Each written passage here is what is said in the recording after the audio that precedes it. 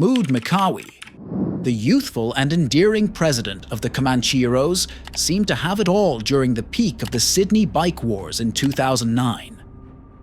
Possessing all the hallmarks of a prosperous bickie, the national commander of one of Australia's most prominent outlaw motorcycle clubs was well known for exaggerating the flamboyant criminal lifestyle.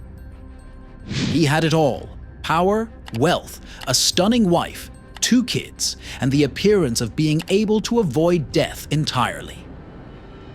Mick Hawi seems impenetrable, yet everything may be snatched away in an instant due to Sydney's unstable underground. This is Mick Hawi's life and era. Hawi was born into a Sunni Muslim household in Beirut, Lebanon. His family relocated to Sydney, Australia after fleeing the Lebanon Civil War in 1985. A court characterized Hawi's early years as unremarkable, although sparse, in 2011. Hawi dropped out of school at the age of 16 to work for his father's spray painting company. Hawi, though, wasn't cut out for the 9-to-5 grind. He looks for excitement and a sense of belonging, just like many young guys do. Hawi, then 18 years old, became a member of the Comanchero motorcycle club in 1998. Just a little note, if you're loving and subscribing to this video, it would be greatly appreciated and would help the channel expand. Hawi was said to be a man who never snitched and lived by the bikie code. Hawi had lofty goals and his sights set on the top position from an early age. According to reports, a young Hawi rode out to Windsor in northwest Sydney, together with a few other Comancheros, and informed Jock Ross, who considers himself the club commander, that he was going to be retired. Hawi became the Comanchero's national president at the age of 22, just 4 years after joining the group, and he insisted on being treated with dignity. Hakan Ayik and Durax Nagakuru, who were significant revenue generators for the club, were his lieutenants. Ayik in particular was known for his skill at money laundering and for organizing large-scale narcotics importations.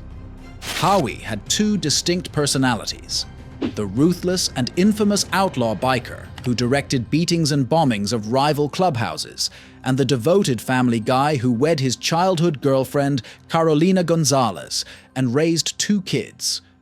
Hawi supposedly supported his family and was a successful businessman, in addition to leading an outlaw biker lifestyle. Hawi hired his father to work for his newly established refrigerated transport firm in 2007. Hawi, in contrast to many others in the underworld, didn't seem to have had a history of drug or alcohol misuse, and had lived a stable life defined by his self-employment and close relationships with his family. With the exception of a few traffic infractions, a charge for using foul language, and being found in possession of a prescribed banned drug in 2005, Hawi was able to maintain a reasonably clean record while leading a formidable outlaw motorcycle group. Still, Hawi was becoming more well known in the Sydney underground.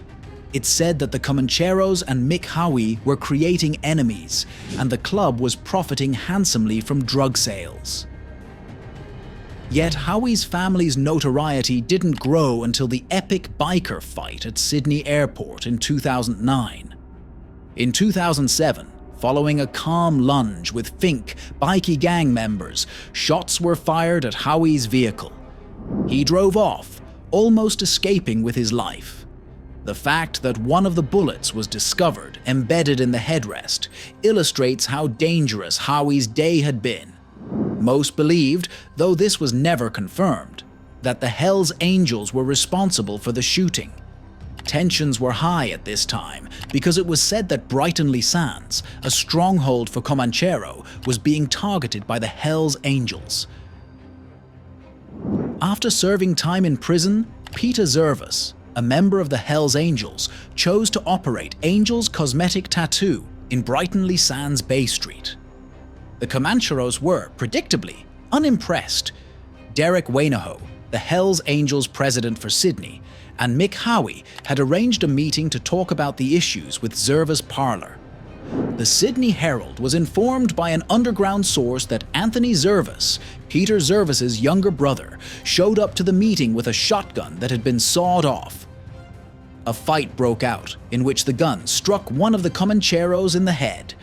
The peace negotiations had come to an end. The tattoo parlor was shot at with bullets the next day. A few weeks later, there was a firebombing in the parlor, and the building caught fire. Mick Hawi would run across the Zervas brothers more than often after this. 2009, the year of the notorious fight at Sydney Airport. Along with 4 other Comanchero members, Hawi was traveling domestically from Melbourne to Sydney in March 2009 when he noticed Derek Wainahoe's t-shirt airing the distinctive Hell's Angels wings. According to a witness, when the Comancheros boarded the jet, one of them said, "You're a dead man walking." They all demanded that reinforcements be sent to Sydney in advance. Everything went haywire on the floor. In front of the scared travelers and kids, a furious brawl broke out. Anthony Zervas was stabbed numerous times in the chest and died as a result of the incident. Hawi is said to have yelled at Peter Zervas, "You're dead. You're fucking dead. And the next time I see you, you're going to have bullet holes through you," as the altercation came to a conclusion. Following the altercation at the airport, Hawi fled and was briefly Australia's most sought person. In the parking lot of his Sydney southwest residence, Peter Zervas, the brother of Anthony Zervas, was shot many times a little more than a week after Anthony's death at Sydney International Airport. Peter Zervas was taken to the hospital and managed to live after 10 rounds were fired into his automobile by an unidentified shooter. Hawi made the decision to turn himself in to the authorities not long after being on the run. The trial of Hawi, who was accused of second-degree murder, started on May 25, 2011. Hawi was found guilty on November 1, 2011 of second-degree murder and affray. He was given a maximum sentence of 28 years in jail with a 21-year non-parole term. The court believed that although the Crown had not proven that Hawi had struck Zervas directly, his presence would have surely had the impact of validating and endorsing the acts of the guy who killed Anthony Zervas by bludgeoning him. Hawi contested the murder conviction and, on September 4, 2014, entered into a plea agreement with the prosecution, admitting guilt to manslaughter. Hawi was given a reduced sentence of 6 years and 2 months, with a 3 years and 6-month minimum non-parole period. Hawi's imprisonment left a void that the Comancheros needed to fill. In the end, Mark Buddle declared himself to be the national president of the Comancheros. Hawi was granted parole in 2015 since he had already fulfilled his term. It was said that Hawi maintained a low profile upon his release from jail. In addition, he was subject to stringent parole requirements that prohibited him from contacting any Zervas relative. Hawi was also forbidden from going to any biker-operated locations or hanging out with members of illegal motorcycle gangs. Hawi was also required to never use or possess illegal substances, nor could he ever own a handgun. Hawi's life in the underground soon caught up with him. On February 14, 2018, Hawi was sitting in his car at the Rockdale Fitness First gym on Sydney's south side when a masked gunman approached the window of his 4-wheel drive and shot him several times in the head. He then ran back to the getaway car and quickly fled with a companion. A CCTV camera located across the street from the gym captured the horrific murder on tape. Although paramedics attended to Hawi immediately and took her to the hospital in severe condition, she passed only a few hours later. Police started looking for the murderer wearing a mask. The cops discovered a burned-out Mercedes that had been used as a getaway vehicle soon after the incident. CCTV footage captured 2 masked guys sprinting across a neighboring street following the gunshot incident. 3 males were taken into custody by the police 6 months into the inquiry. Ahmad Doha was suspected of disposing of the getaway automobile. Yusuf Nazlioglu was accused by the police of being the trigger man, and Jamal El-Jaidi was accused of being the getaway driver.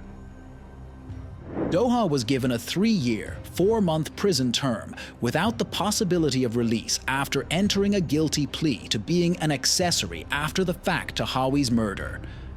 The Supreme Court jury tried Nazlioglu and El-Jaidi for murder in a case that the Crown acknowledged was circumstantial and without any concrete proof that either man killed Hawi. Carolina Gonzalez, the late husband of Hawi, testified in court that Nazlioglu was formerly a close friend of hers. The bond had soured in the summer of 2016 when out fishing on the central coast of New South Wales, when Hawi contacted his wife to report a falling out. Nazlioglu's actions had embarrassed Hawi, who informed his wife he was humiliated and gave him the order to go back to Sydney. Authorities said that the guys burned the Mercedes getaway car after leaving the site after killing Hawi. A month later, in Rosebery, the silver Toyota they had fled in was discovered. The court heard that DNA evidence discovered in the Toyota, where police also discovered gunshot residue on a balaclava, was connected to the genetic profiles of Nazlioglu and El-Jaidi. Throughout the month-long trial, both defendants denied being the persons seen fleeing the site of Hawi's murder on the CCTV footage. In addition, El-Jaidi's defense stated that he was too tall to be the getaway driver seen on camera.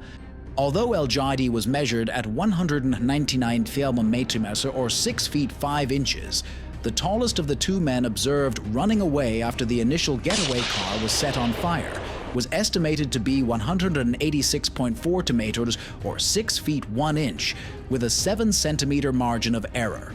Following a week of deliberations, the jury on September 9, 2020, ruled Nazlioglu and El-Jaidi not guilty of murder. However, Nazlioglu later entered a guilty plea to an unrelated charge of firearm possession and was sentenced to 3 years in prison. September 2021 saw his release from prison, but his days were limited after that. Nazlioglu was surreptitiously videotaped discussing his future with another prisoner while he was under arrest. "I used to hear guys outside were going to knock me," he said to his fellow prisoner. In the parking lot of his apartment building on June 27, 2022, Nazlioglu was shot many times in front of his companion. Later, he passed away at a hospital. The savage killings of Mick Hawi and Yusuf Nazlioglu, which resulted in the loss of 2 lives and the separation of 2 men from their loved ones, demonstrate the instability of Sydney's underworld. As again, I really appreciate your attention if you have followed along this far. Until we meet again, be careful.